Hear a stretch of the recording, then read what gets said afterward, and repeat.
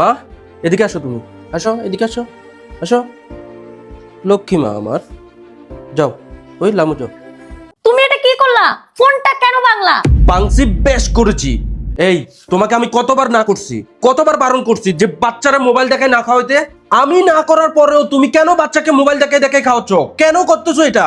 তুমি জানো না তোমার বাচ্চা মোবাইল না দেখে খাবার খায় না? এটা কি আমার দোষ?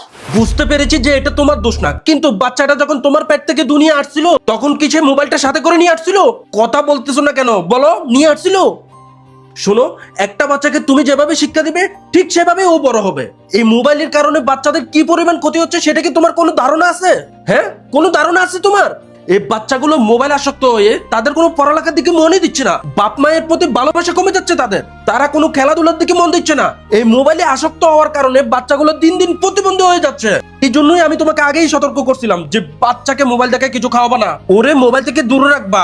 তুমি তো দেখতেছি আমার কোনো কথাই শুনতেছো না। আচ্ছা ঠিক আছে, এটা আমার ভুল হয়েছে। আমি আর ওকে মোবাইল দেখে ভাত খাওয়াবো না। কিন্তু তুমি এটা কি করলে? মোবাইলটা যে ভেঙে ফেললা, এখন আমি কিভাবে যোগাযোগ করব?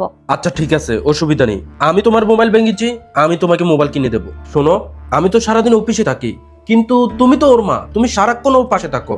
তুমি ওকে যেভাবে শিক্ষা দিবে সেভাবে ও বড় হবে। আমি চাই যেভাবে ও মানুষের মতো মানুষ হবে সেই শিক্ষাই তুমি ওকে দিবে, সেটাই আশা করছি আমি তোমার কাছ থেকে। বর্তমানে ছোট ছোট বাচ্চাগুলো ইসলামের সঠিক শিক্ষা পাচ্ছে না বলে তারা কিন্তু নষ্ট হয়ে যাচ্ছে।